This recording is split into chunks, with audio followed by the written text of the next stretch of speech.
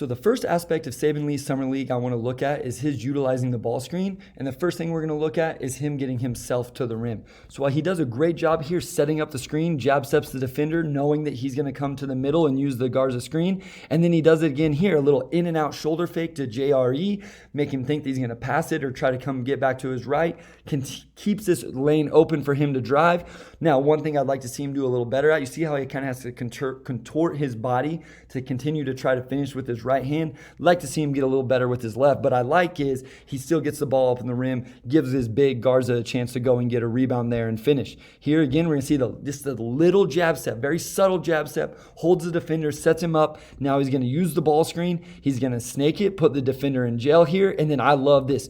2 feet under control, and then the nice little floater. But, he could have made any choice he wanted here. I love how under control he looked in Summer League. I'll highlight it in a later video. He could have made passes to teammates here on the wing, but he goes with a beautiful little teardrop there, and I think that's a shot that works really well for Saben Lee. Now we're going to look at him getting his teammate shots. So here, look how low the ball screen happens. And this is important. And remember this whenever we look at a clip later. It's not going to be a big difference, but enough that now the defender has to feel like he has to go over the top. And because he goes over the top, Saben Lee's able to turn the corner, attack the drop coverage, draws 2 defenders here, and then does a great job hitting the pick and pop guy, Luka Garza here. The Pistons obviously have Garza, added Kelly Olynyk, maybe even something Isaiah Stewart has in his game. And that's going to be important for the guards utilizing the ball screen to find those. Here in transition, I love him in transition. Again, here, so get it paused at the right time here. You can see him going to the little in and out, setting up the defender.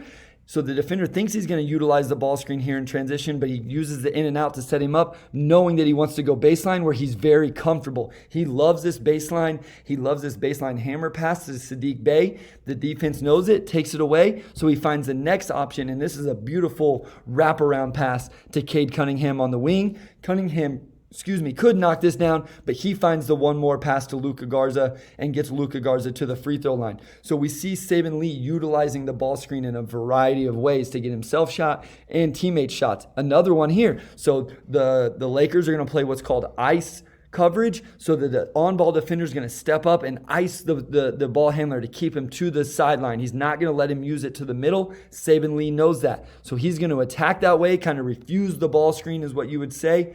And then now he's going to attack the drop coverage.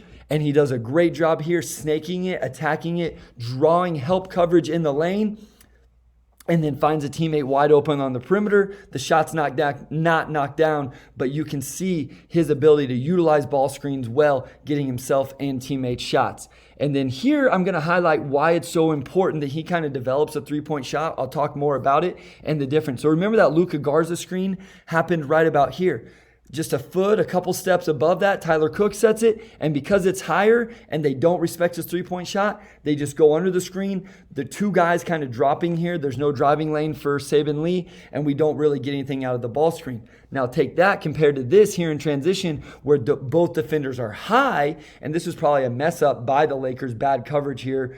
Probably don't need to be stepping up on it. Saben Lee had hit a couple threes in this game, so maybe that's why they are, or maybe it's just a confusion in transition. But you see when you get those defenders to step up and commit to him, he's able to split it, attack the lane, and then play through contact at the rim even. So that's why it's so important that he continues to develop that three-point shot or where the screens are set. If he can get where he can attack guys and they're not just going underneath screens, he can really be effective. And then I always like to be positive, but I like to show the negatives and where guys can still improve. So again, you see him doing a great job in transition, setting up the screen, puts the defender in jail, but gets a little loose with the ball, doesn't keep it tight to his body. He probably has to be ready to switch this to his right hand now, and it just allows the defender to get a little hand on it.